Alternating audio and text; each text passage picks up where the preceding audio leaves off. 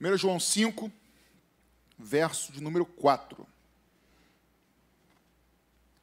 Quem achou diz amém. Glória a Deus. Diz assim: pois todo que é nascido de Deus vence o mundo. E esta é a vitória que vence o mundo, a nossa fé. Vamos ler junto aqui? 1, 2, 3 e... porque todo que é nascido de Deus vence o mundo. E esta é a vitória que vence o mundo, a nossa fé. Aleluia. Jesus, fala conosco nessa manhã, de maneira clara, de maneira a alcançar nossos corações e de tudo que vamos ouvir aqui, Senhor, mais do que guardar informações, que cada um que está aqui presencialmente ou pelo YouTube, que possamos sair daqui, ir almoçar e continuar a vida com a nossa fé renovada no Senhor. Amém, queridos? Essa é a vitória que vence o mundo, a nossa fé. Algumas coisas que eu vou falar com vocês hoje, tá? O que é, de onde vem, a importância da fé, a prática da mesma e por que tê-la. Hoje um dia, essa palavra fé, ou exercício da fé, é algo que é tão distorcido no meio evangélico, creio eu, tem percebido. E eu queria compartilhar com vocês sobre uma fé bíblica. Porque existe a fezinha, que alguns fazem aí, que não são crentes. Ah, vou fazer uma fezinha. Isso não é fé bíblica. Isso é outra coisa. Existem coisas que a gente tem certeza, mas que não são fé também. Então, eu queria falar com vocês sobre fé. O que é fé? E para nós começarmos, só não precisa abrir a Bíblia, só me acompanha. Hebreus 11:1 tenta definir, não sei se consegue completamente, mas certamente está correto, que a fé é o firme fundamento das coisas que se esperam e a prova das coisas que não se veem. Então, se você vê algo, naturalmente falando, e você crê naquilo, isso não é fé, isso aí é visão, isso aí é outra coisa. Mas a fé é uma convicção, a fé é uma certeza daquilo que não se vê. E aí, como dizem alguns, no meu mundo de Bob, eu fico imaginando, o que seria muita fé, pastor, ou pouca fé? Eu tenho entendido que muita fé ou pouca fé não é uma questão de mais ou menos fé. Porque se a fé é certeza, se a fé é convicção, meia convicção, você já ouviu assim? Você tem certeza que está falando? Eu tenho quase certeza. Você tem quase certeza, então não é certeza. Então, se a fé é certeza, é convicção, se não há convicção, não é fé. Quando eu entendo que há muita fé ou pouca fé, porque diante de algumas situações eu fico firme, creio, e diante de outras eu vacilo, eu questiono. Então, talvez, estou aqui para a gente pensar, o ter muita fé ou pouca fé talvez seja uma questão de ser mais constante ou menos constante na tua certeza. Estamos juntos, gente? Então, ele diz que a certeza é o fundamento das coisas que se esperam. No nosso contexto cristão, irmãos, na minha vida e na sua vida, ter fé é confiar as nossas vidas ou a nossa vida nas mãos do Senhor. Ter fé em Cristo, ter fé no nosso Salvador, é confiar a nossa vida aos seus cuidados. Aos seus cuidados, tanto para proteção, quanto para direcionamento. Então, ter fé em Cristo é entregar a sua alma, a minha alma, os meus desejos, a nossa vida para a direção do Senhor, para que o Senhor nos guie e cuide de nós. Você crê no Senhor nessa manhã, querido? Amém? Então, se você crê no Senhor, nós somos chamados para entregar a Ele a direção e o cuidado das nossas vidas. O que é se converter ao Senhor Jesus? Se converter é mudar de direção. Já não sou mais eu que vivo, mas Cristo agora vive em mim, entregar o coração, a direção e o cuidado a Ele. Agora, como eu já disse, a fé é uma certeza, mas nem tudo o que é certeza é fé. Repetindo, a fé é uma certeza, mas nem todas as certezas ou convicções lógicas, por exemplo, são de fato, fé. Algumas coisas são por raciocínio, outras coisas são por lógica, outras coisas são porque você... por estatística, outras coisas são porque você trabalha, você sabe que no final do mês você vai receber um salário. Talvez o servidor do Estado não tenha tanta certeza assim, mas fora isso, né, aí tem que ter fé, você servidor tem que ter fé. Aí já passa para a fé. Bastante, né, irmã? Aleluia, glória a Deus. Ó Deus falando aí. Mas o fato, queridos, que existem certezas que não são fé. Porém, a fé bíblica, que é o que é, ela é uma fé fundamentada.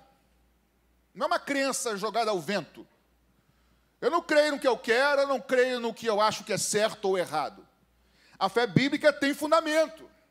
E de onde ela vem? Romanos 10, 17, Paulo diz o seguinte: de sorte que a fé vem pelo ouvir, e ouvir a palavra de Deus. Aqui ele fala ouvir, porque na época a tradição era oral da pregação, não tinha ainda, pelo menos não no Novo Testamento, de forma escrita, mas esse ouvir aqui serve tanto para ouvir, literalmente, como para ler, porque é assimilar a palavra de Deus. Então, a fé bíblica, irmão, sempre tem que estar embasada nas Escrituras. Não é o que eu acho que é o certo. Ah, pastor, eu acho isso. Eu também acho um monte de coisa, irmãos. Mas o que a palavra nos ensina? É isso que é o que embasa a fé. E eu temo muito porque muitos púlpitos de hoje ensinam uma fé, para mim, muito distorcida. Às vezes, alguns púlpitos ensinam uma fé alienada, como se ter fé não fosse passar por problemas ou dificuldades, ou parar de sofrer e outras coisas. E outros púlpitos ensinam uma fé que é baseada em promessas, também é o mesmo caso, que não são bíblicas. Portanto, um dos pontos que eu quero aqui trabalhar com você nessa manhã é sobre promessas de Deus, o que Deus fala. Porque Ele não é homem para mentir, queridos, e nem filho do homem para que se arrependa daquilo que Ele disse. Então, a fé bíblica, ela é uma certeza, uma convicção, mas ela tem base, tem fundamento na palavra de Deus. Então, para mim, eu confesso que é um pouco complicado eu conhecer pessoas que estão na igreja há 30 anos, que conhecem muito pouquinho de Bíblia, e dizem que tem muita fé. Eu tenho um pouco de dificuldade disso. Porque a fé está acompanhada da palavra de Deus, está embasada pela palavra de Deus. Então, eu e você, e aí que uma aplicação aqui, eu e você, meus irmãos, nós estamos voltando a cultuar aqui de forma presencial, mas a sua vida com Deus não pode se limitar aos cultos de domingo, queridos, ou de quinta-feira. O véu foi rasgado, amém, irmãos? Nós temos acesso à palavra de Deus, e é ela que é lâmpada para os nossos pés. Eu e você precisamos conhecer mais e mais da palavra do Senhor, porque não tenha dúvida, é ela que vai nos sustentar no dia mau. O Espírito Santo, não sei se você já viveu isso, já vivi. O Espírito Santo, irmãos, na hora da tribulação, da tubulação, como alguns irmãos dizem, ele traz à nossa memória um texto que você nem lembrava, mas que você leu. E aquele texto te dá consolo, aleluia. O texto te dá direção, o texto te dá discernimento, o texto te dá, enfim, o que você precisa naquele momento, porque é uma obra do Espírito Santo que ele usa pela palavra dele. Oséias 4,6 diz que meu povo, em contrapartida, perece, porque lhe falta conhecimento. Nós precisamos conhecer mais a palavra do Senhor.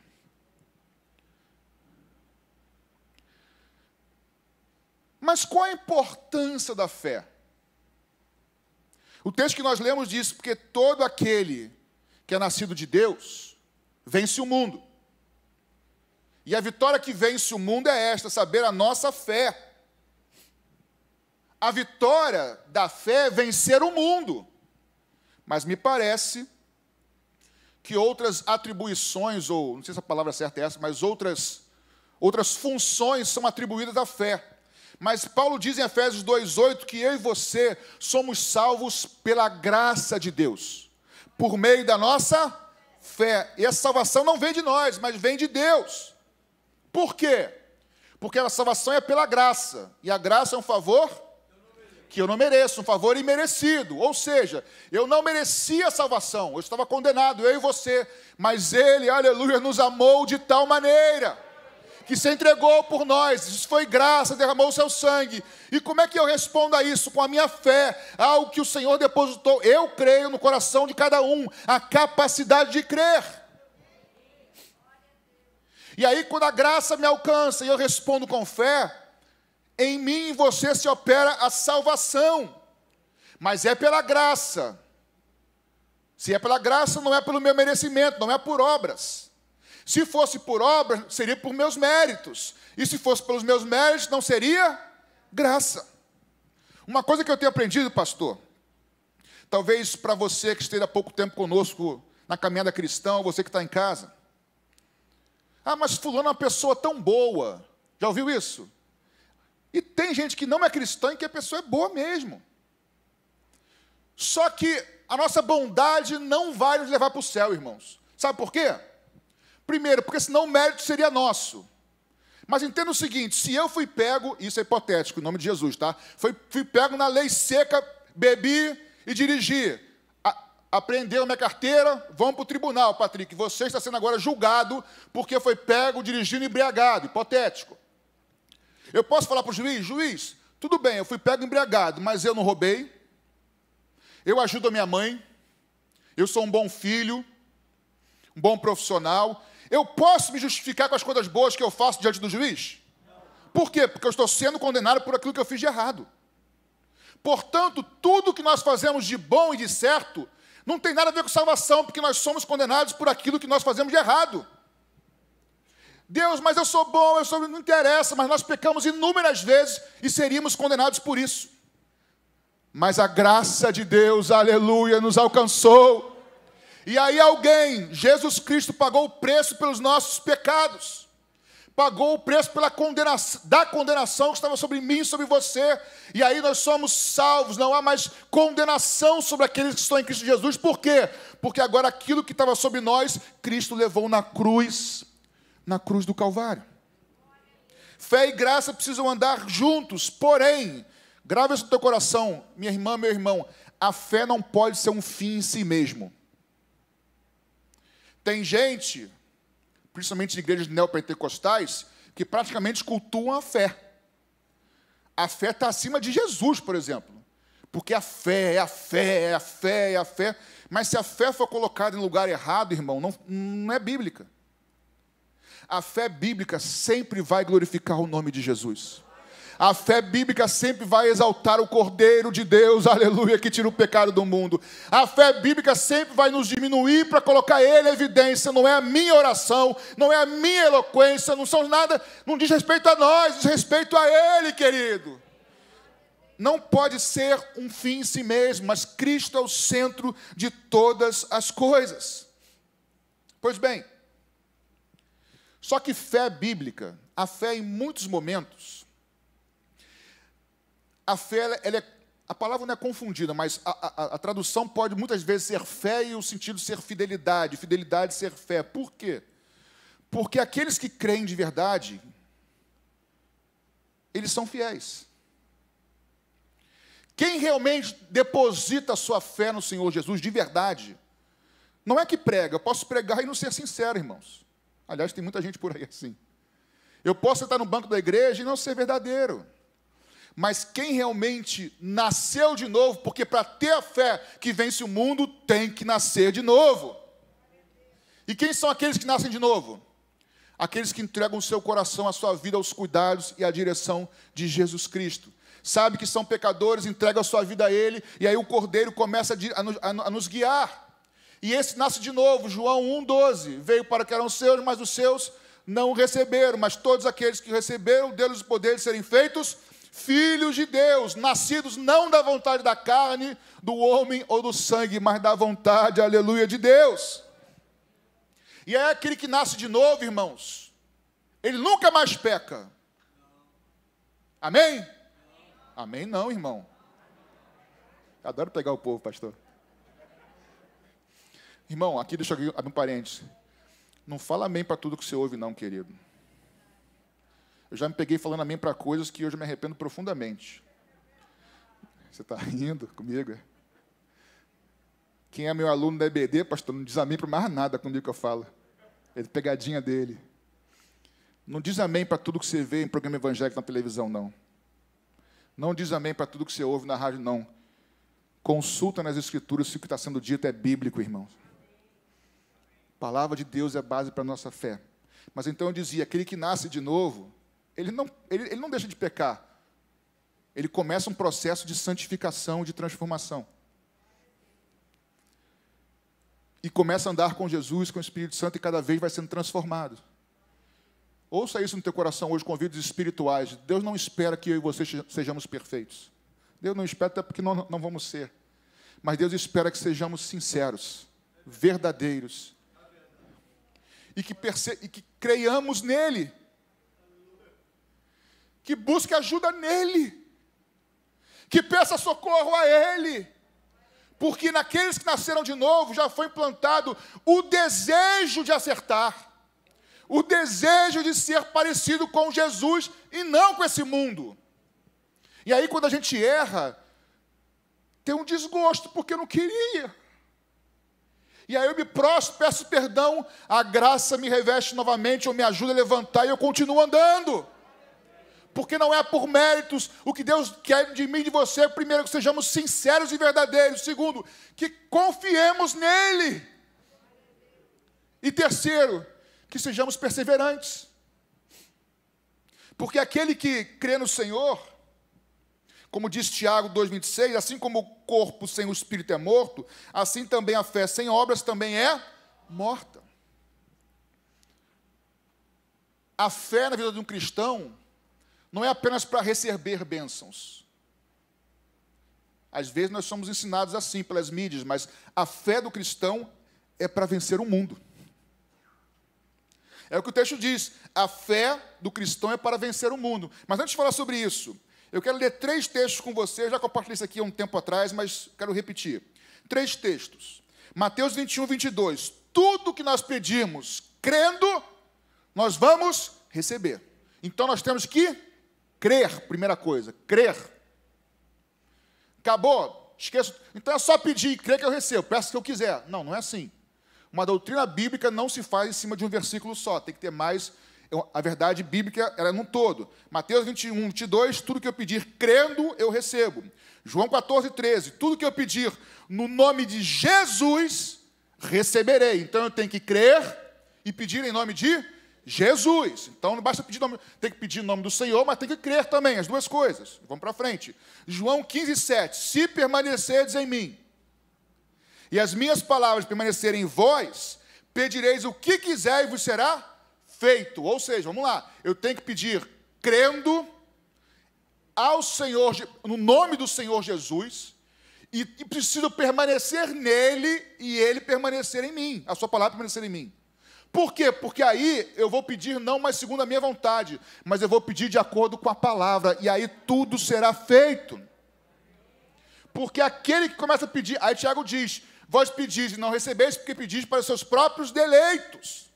Mas se eu começo a andar com Jesus, clamando a Ele, confiando nele, nas minhas lutas e dificuldades, como as suas também, e eu peço a Ele, confiando nele, no nome dEle, baseado na vontade dEle, não tenha dúvida, mais cedo ou mais tarde, aquilo que é a vontade no céu vai acontecer e vai se realizar na minha vida e na sua vida. Porém, a fé, irmãos, a fé não é um amuleto. Aliás, o nome de Jesus não é um amuleto. Eu faço o que eu quero, eu ando do jeito que eu quero, tomo as minhas decisões, afinal de contas eu dou meu dízimo, alguns pensam, e aí eu vou orar, e só porque eu usei o nome de Jesus, vai acontecer. Isso é amuleto. É quase que tirar assim, né, um negócio assim, em nome de Jesus. O nome do Senhor não é um amuleto, irmãos. Pedir em nome de Jesus é quando eu e você nos achegamos ao Pai. É porque a gente entende o seguinte, através de Jesus como mediador, tá certo. Mas em nome de Jesus é a partir de Jesus. Irmãos, eu estou vindo aqui em nome do pastor Paulo. Quem me enviou? Pastor Paulo. Orar em nome de Jesus não é somente o mediador, é a partir de Jesus. De novo, Eu estou aqui em nome da pastora Claudete. Ela me enviou aqui. Em nome de, foi ele que me enviou, ela que me enviou. Então, orar em nome de Jesus é a partir de Jesus, da vontade de Jesus. Entendem isso, irmãos? Não é usar como um amuleto. E aí, por isso diz, se eu permanecer nele, e ele, a palavra dele em mim, tudo que eu pedir será feito. Por quê? Agrada-te do Senhor, e ele satisfará os desejos do seu coração. Então eu faço tudo para Jesus, ele faz tudo para mim? Não. Como que eu agrado ao Senhor? Andando por fé. Sem fé é impossível agradar a Deus. Como é que eu agrado ao Senhor? Andando por fé, andando na sua palavra. E aí ele vai satisfazer os desejos do meu coração. Por quê? Porque se eu estou o agradando, o desejo do meu coração está nele, está na sua palavra, está na sua vontade. Eu sei que é muita informação, mas depois você tem YouTube para rever tudo isso. Mas o fato é, irmãos, as obras são consequências da nossa vida com Deus. O texto que eu li inicialmente diz que a vitória que vence o mundo é a nossa fé. Disse isso certa vez, há uns anos atrás, eu quero repetir hoje. Em muitos lugares você e eu somos ensinados, não na Maranata, graças a Deus, a usar a fé para vencer no mundo. Vou repetir. Em muitos lugares nós somos ensinados, mídias, enfim, a usar a fé para vencer no mundo. Decreta, ordena, para receber. Irmãos, não tenha dúvida, Jesus te ama, Deus te ama, teu Pai, e Ele nos abençoa mais do que nós precisamos, irmãos. A questão não é essa. Mas o fato é que as pessoas muitas vezes ensinam a gente, as pessoas, os cristãos de geração, de forma geral, não toda, óbvio, a vencer no mundo. Mas a fé bíblica me ensina a vencer o mundo, o sistema do mundo. A fé que nós temos em Cristo, irmãos, queridos, nós precisamos ser diferentes. Infelizmente, ser crente hoje para o mundo é igual ser o mundo. O que acontece aí fora, acontece nas igrejas, irmãos. Eu quero ser diferente, Jesus. Eu não posso me parecer com o sistema desse mundo.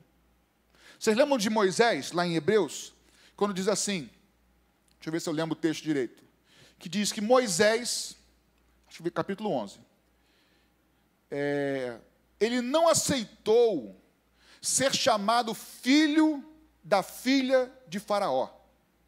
Se o Marcelo achar o texto aí, Hebreus 11, tá?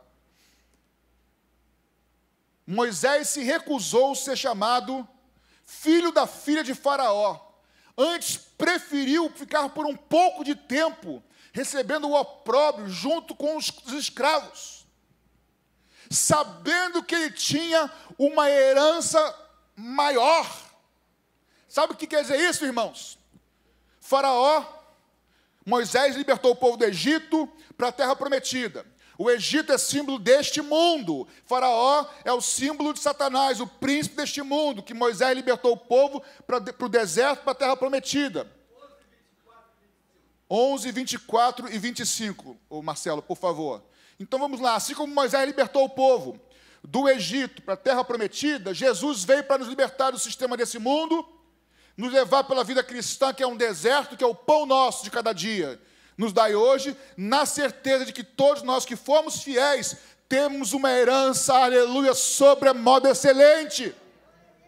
Então esse versículo 24, volta por favor, 24, diz assim: pela fé, sendo já homem, recusou ser chamado filho da filha de Faraó, escolhendo antes ser maltratado com o povo de Deus, do que ter por algum tempo o gozo, o prazer do pecado.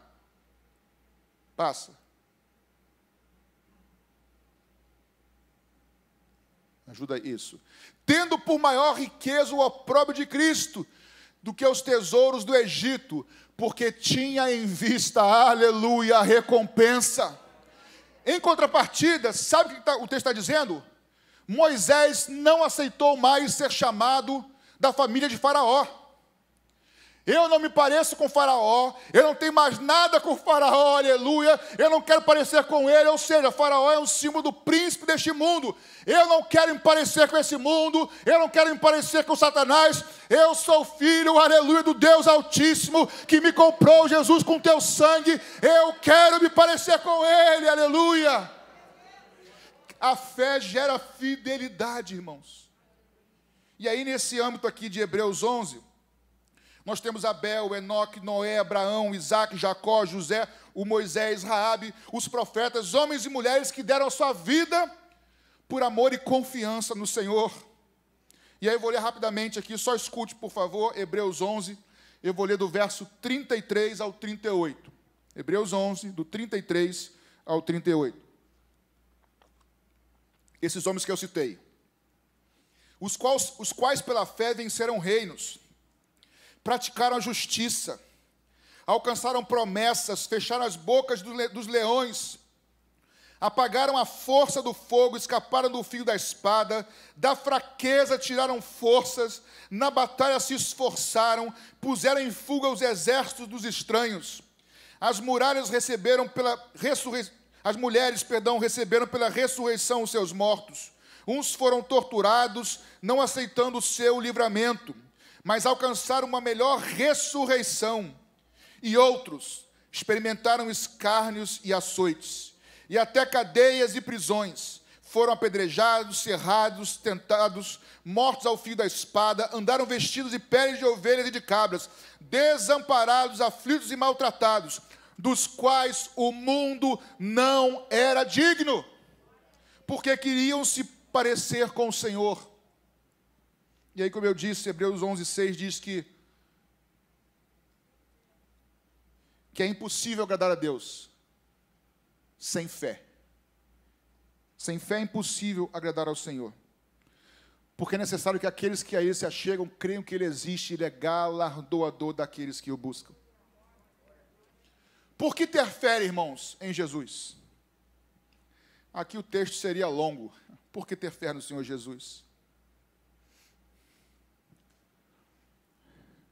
Porque Ele é o alfa, porque Ele é o ômega, porque Ele é o princípio, porque Ele é o fim, porque Ele é o nosso Salvador, porque Ele é o nosso Senhor, porque Ele é o nosso Redentor, porque Ele é o Cordeiro de Deus, aleluia, que tira o pecado do mundo, porque Ele é a rocha inabalável, porque Ele é o caminho, porque Ele é a verdade, porque Ele é a vida, porque Ele é justo, porque Ele é fiel, porque Ele é bom, porque Ele é amoroso, porque Ele é gracioso, porque Ele é o Filho de Deus. Para onde iremos nós, irmãos, se só Ele tem palavras de vida eterna? O que mais poderíamos dizer, querido? Ele é nossa rocha segura, nossa segurança, nossa fortaleza, nossa proteção. Nós não temos para onde ir, Ele é tudo que nós temos. Ele nos amou primeiro. Deus prova do seu amor para conosco, pelo fato de ter Cristo Jesus morrido por mim e por você, sendo nós ainda pecadores. Queridos irmãs e irmãos, não há ninguém mais digno da nossa confiança do que Jesus Cristo. Ele é o autor da nossa fé, Ele é o alvo da nossa fé, Ele é o motivo de estarmos aqui vivos, irmãos. Porque Ele não muda, porque nele não há sombra alguma de variação. Por que, querido, temos que crer em Jesus? Porque ninguém cuida de nós como Ele. Porque ninguém te conhece profundamente os teus dramas como Ele. E Ele prometeu estar conosco todos os dias. Ele fez inúmeras promessas para a gente, irmãos. E Ele é fiel para cumprir cada uma delas. Por mais que eu e você nos sintamos sozinhos, e às vezes eu me sinto também, Mas entre o que eu sinto, eu digo isso, repito, entre o que eu sinto e o que eu creio, eu tenho escolhido ficar com o que eu creio, porque o meu coração muitas vezes me sabota, as minhas emoções tentam me enganar, mas eu fico com a palavra de Deus, que é imutável, que disse: eu vou estar com você, Patrick, todos os dias, na alegria, na tristeza, na saúde, na doença, até a consumação dos séculos. E é com você a mesma coisa.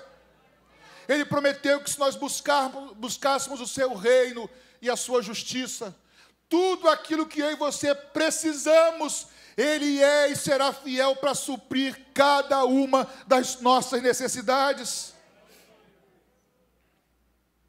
Porém, queridos, você esteja amando essa pregação, mas no fundo, você está pensando assim: mas a minha fé é muito pequena, pastor.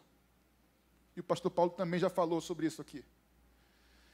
Nós não precisamos ter uma fé enorme, irmãos. E eu me lembrei daquele homem de Marcos 9, 23 a 24, que disse: Senhor, é até meio paradoxo, né? Eu creio, mas me ajuda na minha incredulidade. Eu creio, mas me ajuda na minha pouca fé. Talvez aqui existam pessoas, irmãos e irmãs em Cristo sinceros, cuja fé está desse tamaninho. E eu vim aqui para te ajudar a restaurar a tua fé, porque aquele que promete é fiel para cumprir. O Senhor não mente, o Senhor prometeu estar contigo. O que eu faço, pastor? Clama a Ele. Diga nessa manhã: Jesus, ajuda na minha pouca fé. Não decrete, não dê ordem, não levante a cabeça, ao contrário, se proste, se ajoelhe diante do Rei e diga: Senhor, me ajuda na minha pouca fé, me ajuda a ser fiel, me ajuda a continuar. Aleluia. Ninguém precisa ter muita fé.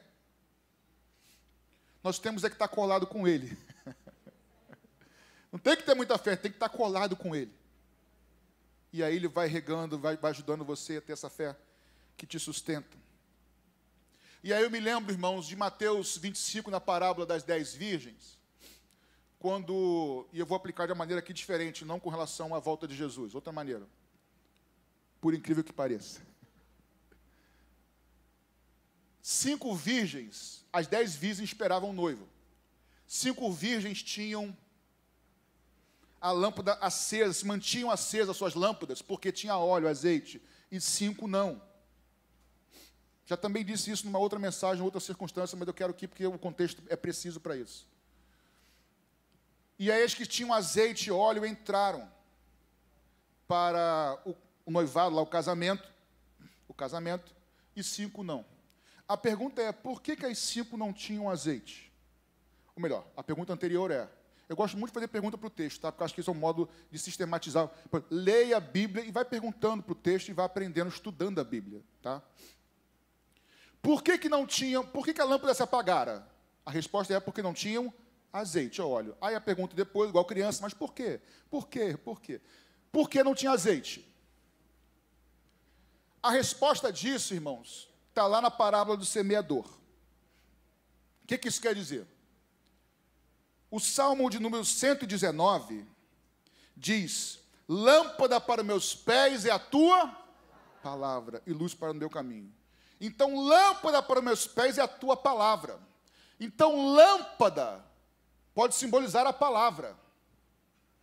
Mas palavra com azeite do Espírito Santo, ela gera luz. A palavra viva, ministrada, inspirada e revelada pelo Espírito Santo, nos transforma.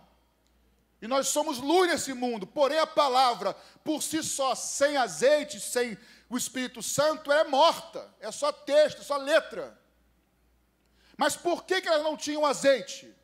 Ou por que o Espírito Santo se diminuía ou abaixava lá? E aí eu quero com vocês. Lembram da parábola do semeador? Jesus fala assim: o semeador saiu a semear. E ele semeou em 4 diferentes solos. No primeiro, ele semeou à beira do caminho. Depois ele semeou no segundo, num lugar que tinha pouca raiz. No terceiro,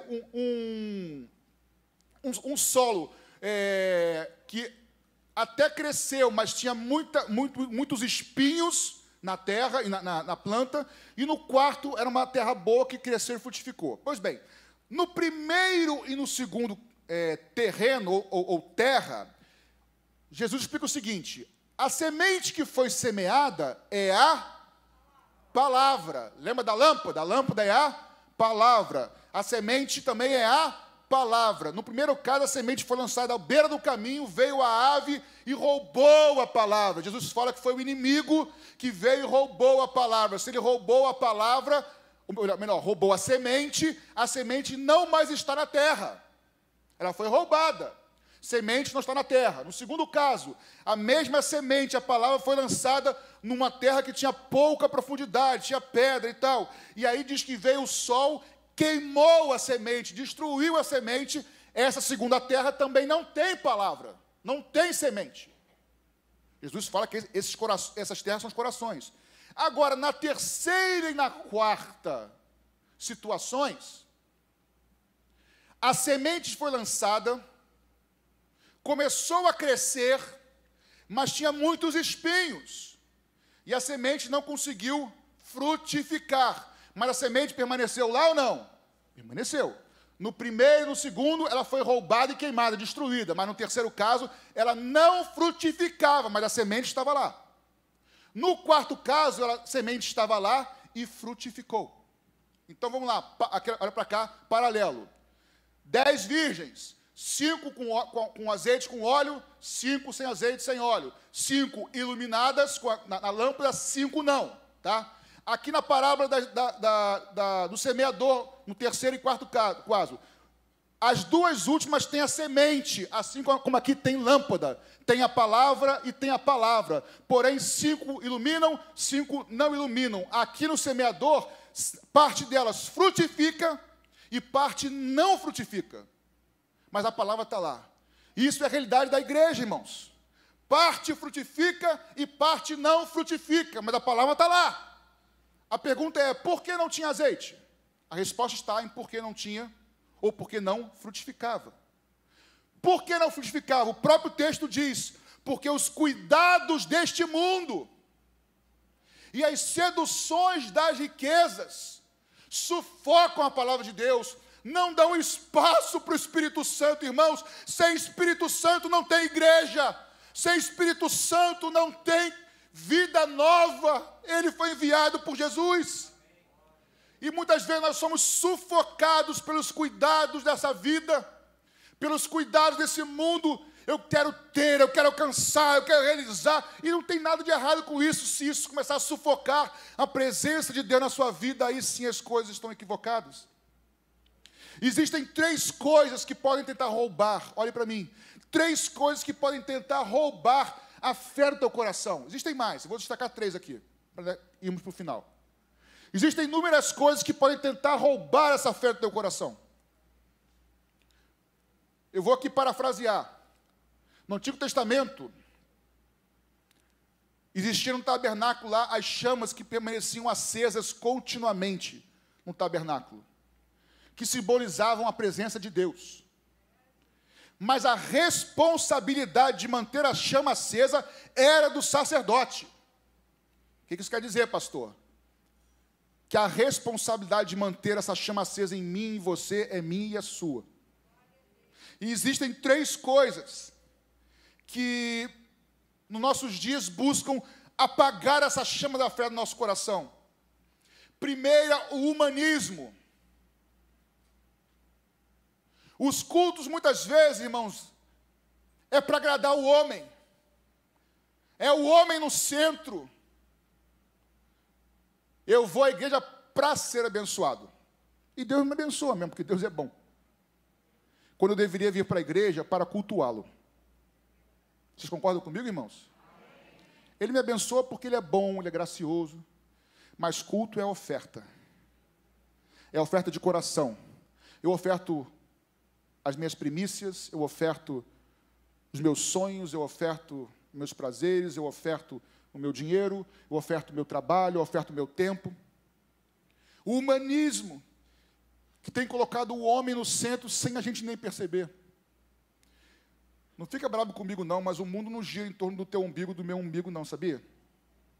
Fica triste comigo não, mas às vezes eu tenho que lembrar para mim mesmo isso. Porque parece que o meu sofrimento é pior que o de todo mundo.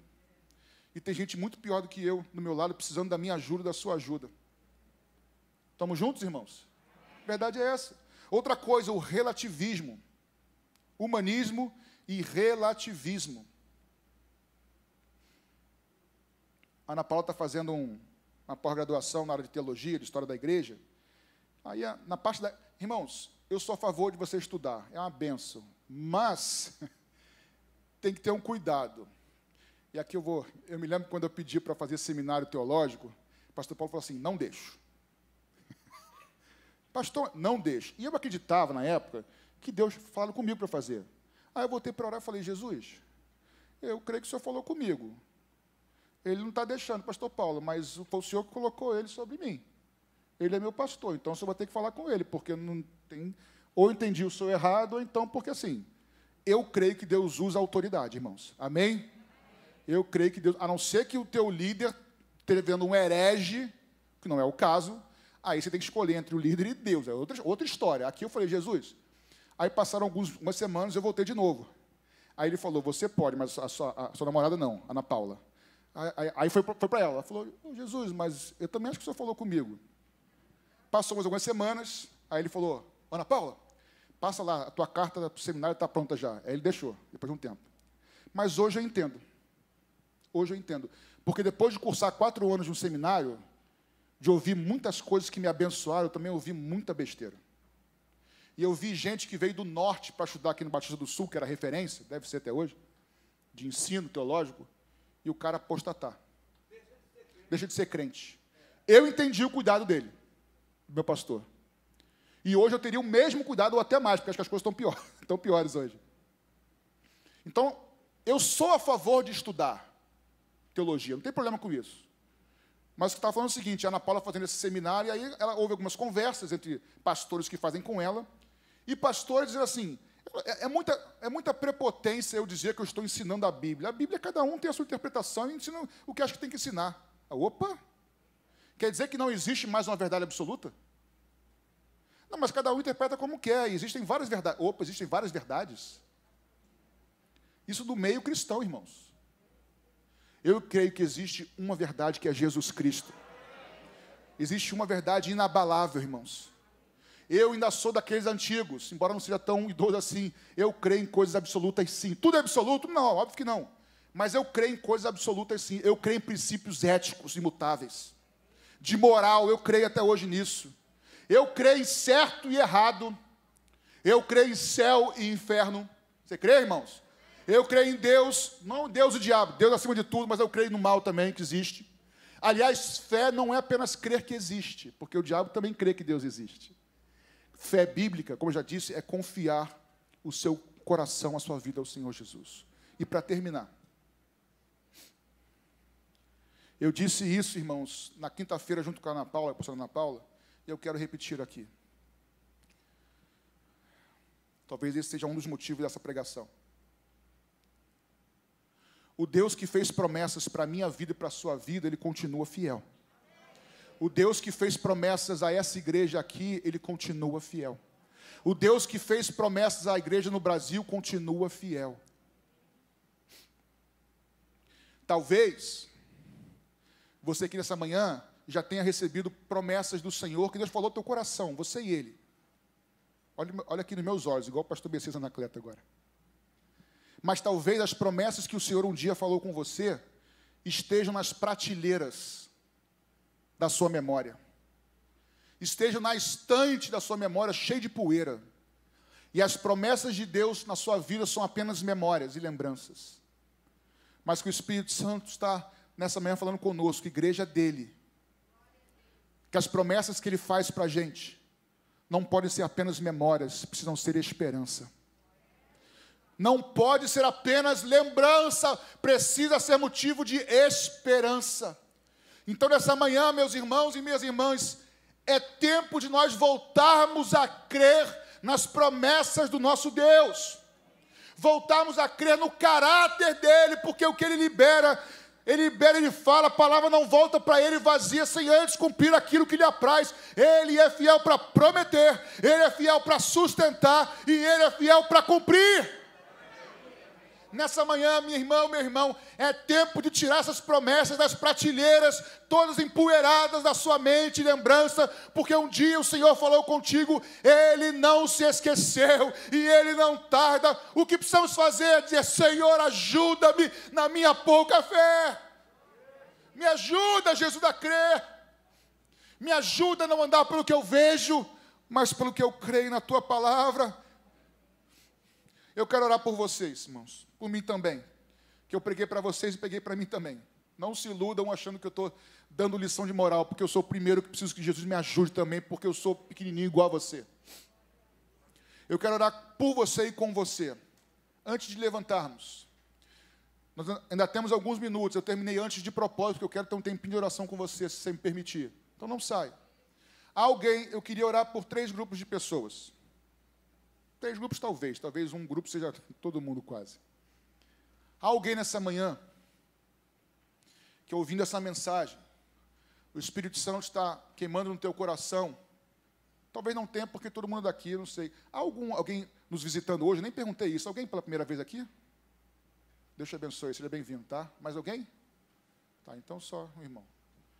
A pergunta é, há alguém diante de tudo que você ouviu, mas que você nunca, repare, nunca entregou a sua vida, a direção da sua vida e os cuidados da sua vida ao Senhor Jesus, reconhecendo que Ele morreu por você, que Ele te ama, que Ele é o único caminho de salvação, que se você assim entregar a sua vida para Ele, Ele vai perdoar todos os seus pecados, Ele recomeça uma vida nova com você. Você quer ser salvo? Há alguém que nunca fez e quer fazer hoje? Levante só sua mão, não dá para vir aqui à frente, não sei se tem alguém que quer entregar a direção da sua vida ao Senhor Jesus. Não sei se existe. Tem alguém? Deus abençoe a senhora, que Deus abençoe o Senhor em nome de Jesus. Pode ficar em pé os dois, daqui a pouco vai levantar mais gente, acredite em mim. Fique, isso. Eu vou orar por vocês já já. O segundo grupo é, como eu terminei a pregação agora dizendo, pastor, eu tenho algo que eu creio que foi o Senhor que falou comigo há muito tempo atrás. Mas agora o Senhor falando, eu confesso que parece que está numa estante, numa prateleira toda empoeirada. Eu lembro, mas não tenho mais esperança. Eu quero que o Senhor renove essa esperança no meu coração. É contigo? Fique em pé no seu lugar. Fique em pé no seu lugar. Deus te abençoe. Nós não podemos vir à frente para não aglomerar, mas o Deus que está aqui está aí. E o terceiro e último, irmãos, talvez sejam mais de todos. Alguém quer dizer para o Senhor nessa noite, nessa manhã, Senhor, eu confio no Senhor.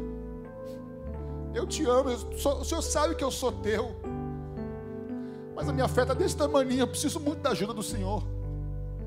Ajuda na minha pouca fé. É contigo? Fique de pé no seu lugar.